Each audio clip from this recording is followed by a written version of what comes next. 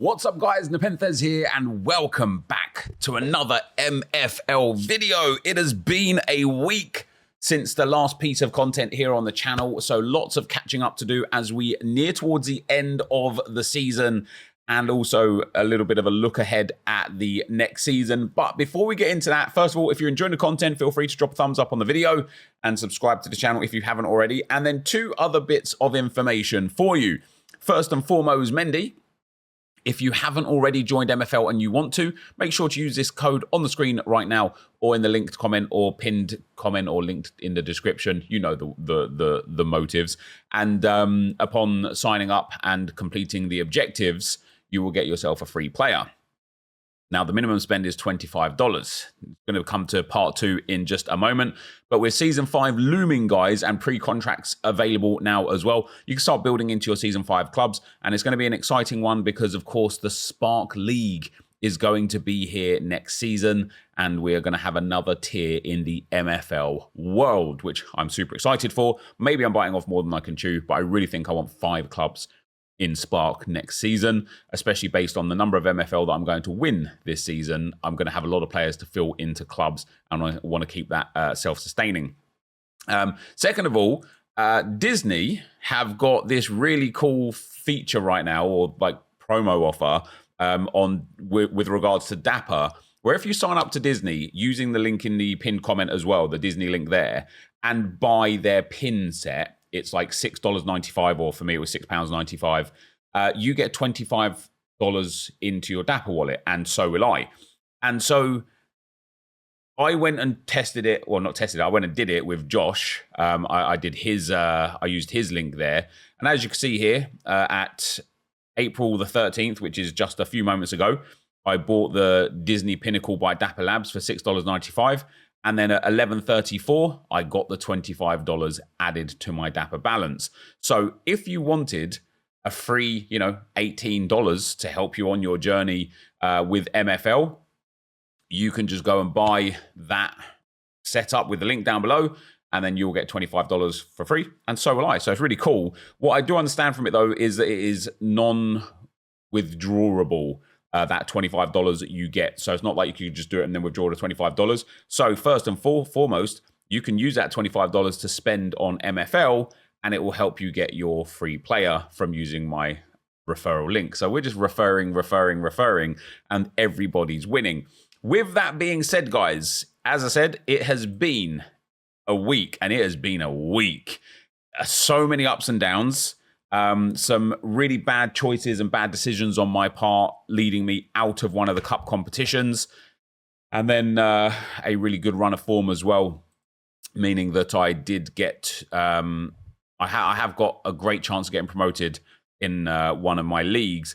But first and foremost, we want to look at progression. Now, it's been a week since I have done an update here. Cornelius has kind of slowed down, but also not much. He is the player for me right now. What I love about this player is that he was a referral reward for me. So he is from you guys, right? Which is just awesome, right? Like the story behind it is just brilliant. He's only 21. He's 6'2".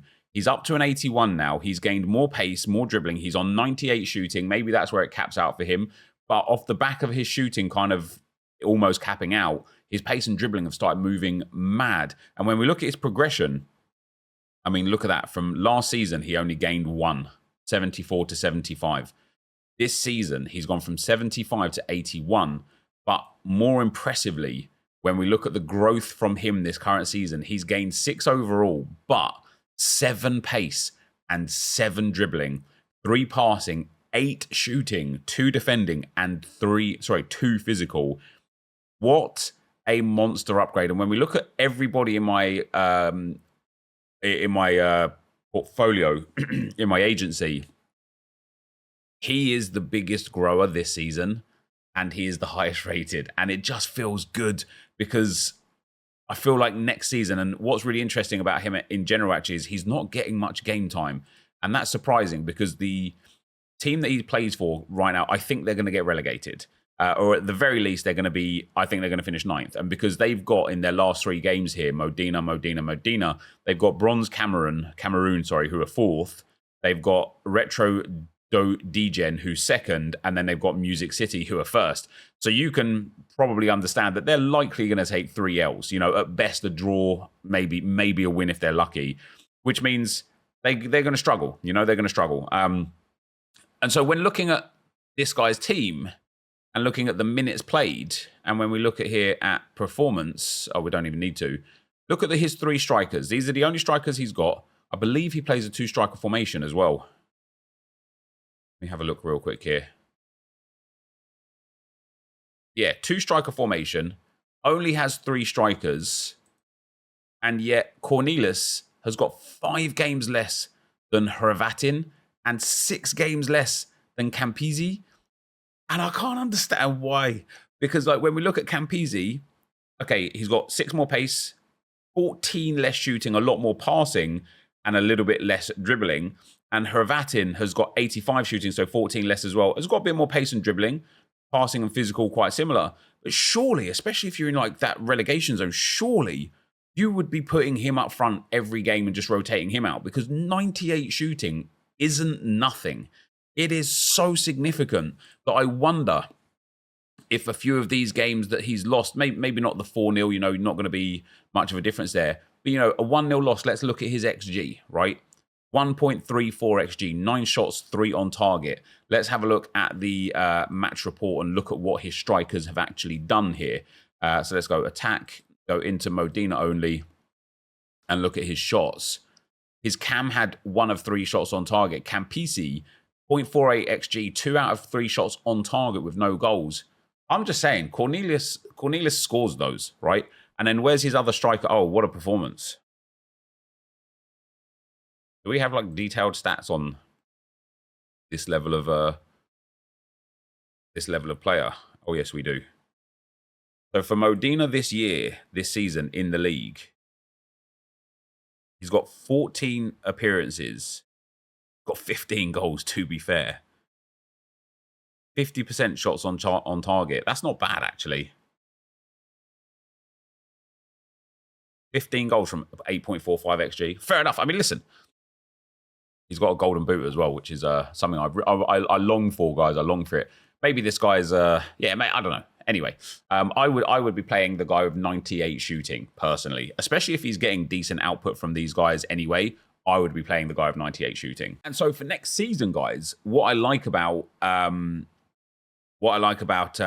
Cornelius is the fact that he's in a lowly bronze team right now. I think because of his growth this season, I will be able to move him into silver, at least a lowly, maybe not mid, if not mid-table team. Let's take a look at a mid-table squad here in silver above. Let's take this guy's team and see what kind of strikers he's running and whether or not I think Cornelius would be a good fit for silver for next season, because the MFL that we could, oh yeah, definitely.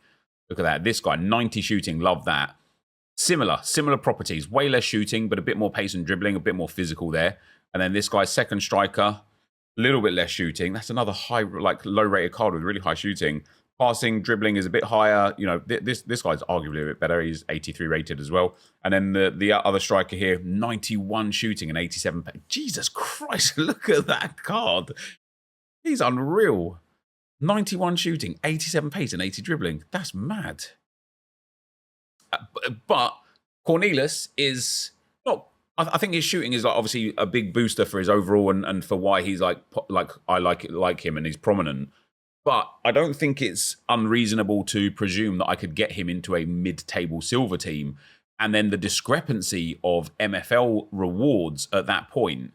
We're looking at 6th or 7th in silver at being around 50,000 MFL versus 6 or 7 in bronze being 24,000 MFL. I will double my MFL intake from Cornelius next season thanks to his progression this season. So I'm super excited about that. I really, really like it. We're just going to go through the clubs though, guys, one at a time. I'm not going to bore you with all the results. Most of these teams I'm losing with. However, there's been some progression and some success in the way we are moving. Now, Team Sweat FC, which is comfortably my worst team of all the teams I've got comfortably. We got to the round of 16 in the Aspirants Cup with 2 wins as well in the group stage, which is nice. And then we took the L. So we're going to get some nice MFL from that come the end of the season in a few days' time. And then we're currently 12th in the league. I was expected to come 12th. We got a win. Our second win against Elch FC. They actually didn't show up. So we just got a 3-0 easy win. I've got Galacticos at second place, Myth at first place, and then Common Farms in 8th as my last 3 games. It's incredibly likely we will finish bottom. I'm totally okay with that. The cup run of Team Sweat FC has more than made up for the lack of league form. And generally really, really happy with it. When we look at the squad, then we'll do I think at the end of the season, I'll do a season review for every team individually as a video. So expect maybe a bit of a video spam throughout the back end of next week because I want to really get a dedicated understanding from me to you guys as well of what my plans are with each individual team next season. But when we look at the performance from the team, I mean, the good news is we don't have any exceptionally poor performers. Schwartz has got 1 game and got 5.5, but the match XP that we've obtained because of these ratings being reasonable is quite nice. Our top scorer has got 6 goals. It is Foster.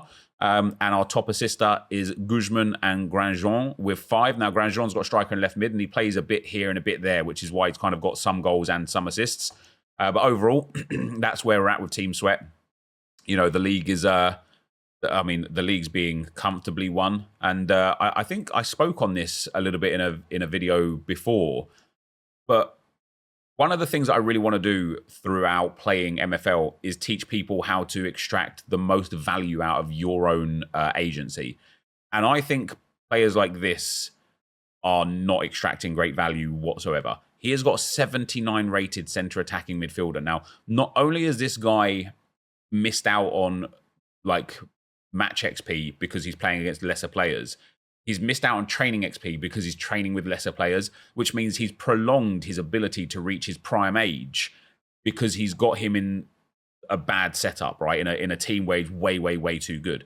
On top of that,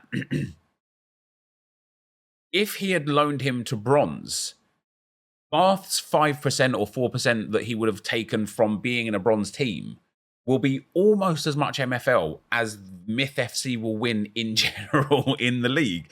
And so, again, I don't understand why people this is just pointless. What do you gain out of this? You're going to gain the trophy that says that you won the Ice League. You're going to gain probably a golden boot. Let's have a look at the season here. Probably a golden boot. Is this guy from Myth FC? So, yeah, you're going to get a golden boot there. He's 5 goals more. And there you go. You've got 4 of the top guys there. You're going to get Bath is going to get an assist award. And then for goalkeepers, your goalkeeper's nowhere near because he probably doesn't make any saves. Probably just gets I'm actually quite surprised he's not there because the fact that he's got at least 15 clean sheets, you would think the goalkeeper would have 7 ratings consistently. Interesting that he's not there. But you're going to get 3 trophies in your cabinet. And listen, I value those as well, right? However, I think there's an excess here where you've won this league at a canter. You're 8 points clear of second, who are 12 points clear of third, right? You don't need a team this good, this strong. And so, yeah, one of the things I want to do is just teach people a better way of balancing their team and finding ways to extract the most value of MFL out of their team, and out of their agencies. And this guy's, listen, he's won it at a canter. He's got a team probably good enough to finish top half, maybe even, maybe not win, but definitely get top half of the Stone League. But there you go. Team Sweat, bottom of the table, probably going to finish bottom of the table, but a decent cup run for Team Sweat FC. So quite happy with those as the club. Road to Glory. Now, guys, if you remember Road to Glory, I was really upset with where we were after about 11, 12 games of the season. What a turnaround from the boys. And I say that off the back of 3 losses in a row against first place, against second place, and against the Iron Monkeys, who are right below me. Bit of a disappointing loss there. But prior to that, we got 2 wins. We got a draw against the Lima Pacificos, who are 4th. We lost to Bex Bremen, which is another one of those teams that are just probably a bit better than us. A 2-2 draw with Mole Academy. We got the wins here, the Aspirants Cup another win in the Ice League, another win in the Ice League. So we ended up picking up a whole slew of points. And with 3 games to go, we've got the Galston Wolves, who are below us and quite a bad team generally, and they're the last team we play. We've got Extreme Academy, who I'll probably lose to, and Trust the Process Kiev E, who we will get an easy win against. So I'm looking at picking up 3, 4, or 6 more points for this season, which means we won't finish as high as 6th, but I won't finish either as low as 9th. Finishing 7th or 8th, exactly where I was projected to be, and I'm really, really, really happy to end up finishing there. And then in terms of the cup, we got 3 wins and 3 losses. We didn't make it out of the group stage with 9 points, but we did get 3 wins, which was quite nice. In terms of the league scorers and assisters and such, with these teams, I'm just nowhere near, right? I don't have these prolific goal scorers. I don't know if it's like my tactics or whatever, but one thing I noticed across all of my teams is I just score way less than everybody else. Like generally, okay, maybe not the bottom feeder teams, but some of these teams just score bagfuls of goals, and I don't. And I don't know why that is. Even with like my Stone team, where I've got 2 insane strikers and Aparicio, who's insane as well, I don't get anywhere near anything. And so I don't have any opportunity of getting any awards or anything like that with Road to Glory, but it's a good place to be. We can push on from next season and hopefully go play for a promotion push next season. Nepenthez FC, one of the teams that was expected to finish bottom, is going to finish bottom. Well, most likely anyway, because once again, I seem to have like a really, really, really bad run. I've got Trust the Process Italy B, who are quite clearly much better team than the 3 at the bottom here. I've got the Madrid Mavericks, which if we win, we could find ourselves off the bottom of the table. And then we've got Atomic Storm, which again, if we win, we could find ourselves off the bottom of the table. So it's still possible that I can finish 10th here. We did pick up a win against the Detroit Stars, which was quite a big victory because if I remember correctly, I don't want to look at it. If I remember correctly, this was like 4xG or 5xG for them. And I somehow snuck the win. 2.38 xG for them, 0.72 for me. And I don't know how I've stolen a win there. Like, if the shoe was on the other foot, I would be livid. He's got 10 better defensive points than me, 13 better midfield, and 15 better offensive points. He probably came into this game thinking, nice, easy dub, get our 3 points and move on. And we've somehow stolen a win. And because of that win that we took, it was the only win we've got so far this season. We have left ourselves in a position now where we can actually finish 10th. And of course, the difference isn't huge, right? Like the MFL difference is like 200. It's not insane, but it's not nothing either. And then if you look at the Aspirants Cup here as well, guys, something I'm really, really happy with for Nepenthez FC is that we got to the quarterfinals, which is really, really nice. So we got a little bit of extra MFL there in the Aspirants Cup. Where was it? So we lost to the Red Mosquitoes after beating the Chester Ducklings. And the Red Mosquitoes, obviously for Road to Glory, was already out of the cup, so nothing there. Lost 1-0, probably deservedly so. I think their team was a little bit better than mine as well. Yeah, a fair bit better, to be fair. And so, hey, listen, the cups, something that I'm going to focus on next season for these kind of feeder teams is going to be good cup runs, because you've got a great chance of making a lot more MFL off those cup runs. And look, whether I tried hard in the league, I'd probably still be, I'd be maximum 10th. I can still finish 10th. So not too displeased with how Nepenthez FC are going. First Owner FC, guys. This one is a really surprising setup. We are finding ourselves right now in 9th. We were projected, I believe, 11th in this league. I've got to end with the Crying Chickens, who are 2nd. Bassi del Veneto, who are 6th. Probably going to lose both of them. And then Medenium, what a great name, who are 4th. Probably going to lose that one as well. I don't think we'll come 11th or 12th, but if Los Andes FC have got a favourable fixture, then maybe they'll take over us. They've got Gulson Bears. They could get a win there, to be fair. They've got the Rijeka Raiders, who they will probably lose to. And then they've got Mins, who they'll probably beat as well. So I'll probably end up finishing 10th in this division. But again, I don't mind it, right? Like picking up points here and there, getting some wins. And again, we made it out the group stage of the cup. We ended up getting to the round of 16, which is quite nice. And so a decent season. And, we had our chance to beat the Galston Bears here and grab ourselves an extra 3 points to kind of propel ourselves up the table a little bit. but my team's just terrible, and so a draw.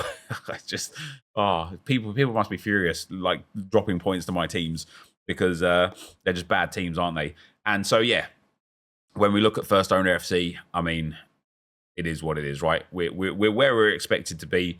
These sort of teams are about farming MFL at that bottom level and trying to get some progression on the players. Although I've still got some strategies for next season that I want to implement that will hopefully help me improve upon those. And then last but not least, guys, Prestige 26. Now, as we left last week, you can see us sitting here right now in second place. As we left last week, I was going through a bit of a bad spell. We took a loss to Racing Club Tunisiano, who are currently 9th in the table. We took a draw to Masilla, who are currently 6th, but they're not a great team.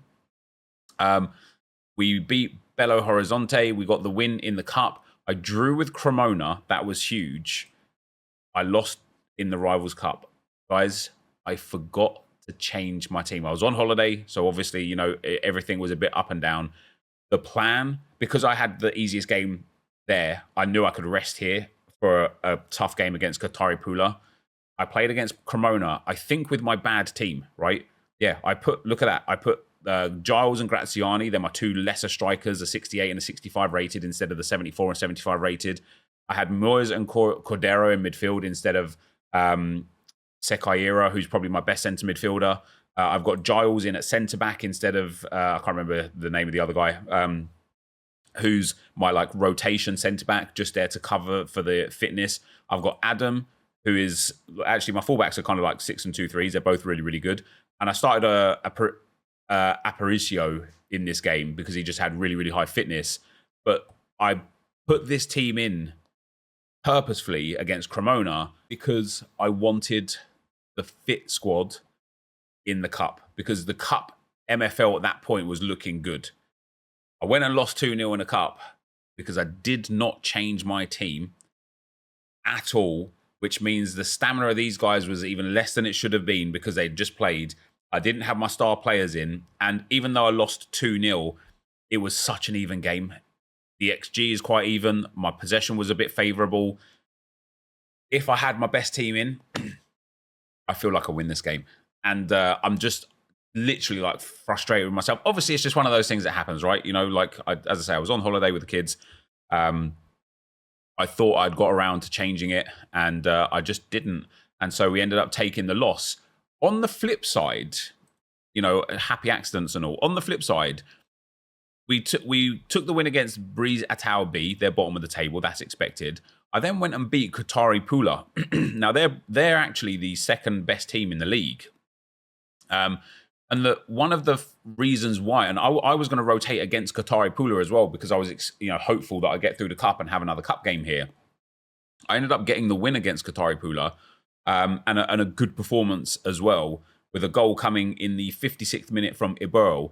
And yeah, generally speaking, just doing nice with it. I do want to show, did I concede the second goal here extremely late in the game? No. I had a game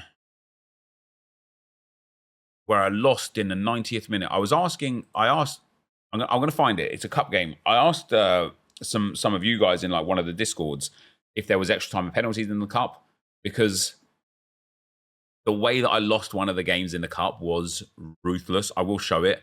But I ended up beating Qatari Pula. We then got a huge 5-1 win against Racing Club Tunisiano, who of course beat us earlier on in the season. So good to get that win back. Aparicio with a 9.3, Tajima with a couple of goals, 3.88 XG for me, not a lot for them. I beat Seydu 2-1. Now, I only beat these guys in the 90th minute, and they're one of the lower teams in the league.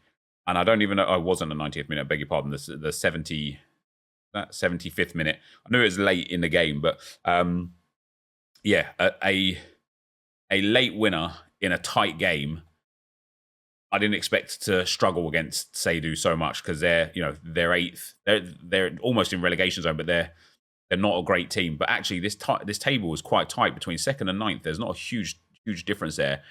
And then we had the Kamikaze Koalas. Now, this was a real 6-pointer because if I lose to these, they go to 33. I'm on 36, and my opportunity of getting promoted is tough. But we got a big 3-1 win. Aparicio, we rested this one. Tajima with 2 goals in this one. Sekire are doing well, Merzvuk all doing well, and the boys playing well. Now, I've got 3 games left to go, and this next game is so important because of the way that it sets up the final 2 games. If I can beat Huracan Cordoba, which I feel like I should because they are the 3rd worst team in the table, in the league. If I can beat Huracan Cordoba and get those 3 points, that takes me to 42. Worst case scenario at that point, I mean, I can already I'll be guaranteed 4th place as a minimum. However, my final 2 games are against the teams currently in 3rd and 4th. So if I beat Huracan Cordoba, I only need a draw beyond that to assure 2nd or 3rd. And the reason why is because when we look at Guayaquil, who I think are going to be the team that finished 2nd, and when we look at Bora Azteca have got to play Saidu FC, who are no pushovers, but I think that they'll win that game. Then they've got Belo Horizonte, which they will win, and then they've got to play me. So they're already 2 points behind me. They need me to drop points, and then they need to win all their games. The game today is so valuable because if I win, which I should against Huracan, and they lose against Saidu, I'm going to open up a 5-point gap on them with 2 games to go and having to play them in one of the games, at which point a draw against them secures that top 3 spot. However, if I lose and they win, I don't think I'll lose. I'm just going to struggle because I've got the 2 of the toughest teams to play for the rest of the season. They've got quite a tough run in though, because they've got Saidu, who are good. Well, okay, they've got me, who obviously I'm a very good team, and then they've got Belo Horizonte, who are kind of guaranteed 3 points pretty much. For Guayaquil, I think these guys are gonna. I actually think these guys are going to finish 2nd, but they're only 1 point behind me. But they've got Masila, who again are no mugs, but I think that's a good win for them. They've got Cremona, who are 1st. Maybe a loss there actually, and then they've got me. Yeah, and maybe I had it the wrong way around with where the 2 teams are going to finish. I think Bora Azteca might be the team that finishes 2nd, with me 3rd and Guayaquil 4th. But Guayaquil have got 1st, 2nd, and 6th. And once again, this game today is going to be so instrumental to how my league wraps up. Because Bora Azteca and Guayaquil have both got tricky games against Masila and Saidu, whilst I've got 10th. If they drop points and I get 3 points, I am in such a strong spot to finish 2nd. Of course, I want to finish 2nd instead of 3rd, so just get an easier route up to the next league. But it is all to play for in these final days. And then in terms of the stats, I have got a Burrell here on 14 goals, which is really, really nice. Of course, he's nowhere near the top guy from... This is Bora Azteca has got this guy. And this is why I think the other guy is foolish for not playing Cornelis in that other league above, because there is nothing too exciting about this 79 rated. He's got 74 pace, 72 dribbling, poor passing, reasonably low physical, but he has 90 shooting, and he is the top scorer. 2nd top scorer has got 79 shooting, but way better, well-rounded with really, really good pace, but he is a top scorer. Now, in terms of passers, Aparicio is 2 assists behind Cabrera. The frustrating thing, not frustrating to a degree, but the frustrating thing about Aparicio is I didn't play him against Belo Horizonte, against Breeze Atau, against Racing Club. Actually, I think he did play against Racing Club. That's not true. Because those are the games that I wanted to rest my best players in, where I was picking up 3 points. I could probably have him on 14, 15, 16 assists if I played him against the Minnows. Just wasn't the case. And then my goalkeeper, nowhere near for the GK either. But lots to play for in this one. Now, I just want to go again and have a little look at the fixtures, especially the cup fixture. Aspirants Cup Tier 48. If this is the 90th minute goal, okay, I just want you guys with me to watch this and explain to me how I have lost here. I thought that there had to be a winner, right? When the highlight starts, it's my highlight. And I'm thinking to myself, nice, I'm going to win. The ball goes in, Malik heads it, what's his name? Morowski scores. At this point, there's no danger. Yeah, I lose here. Zoo here plays a long, meaningless... Eke there, a long, meaningless pass. Going nowhere. What? Why? How? How have I missed that? That's the first thing that I was like, oh, damn. I don't understand the process that has caused this to happen. And that's how I got knocked out of the cup. Devastating. Devastating. Obviously, that was, not obviously, but that was the, is that the quarterfinal? Does it say? Oh, we could just look at what round it was in here. I think it was this. I think it was a quarterfinal. Oh no, it wasn't.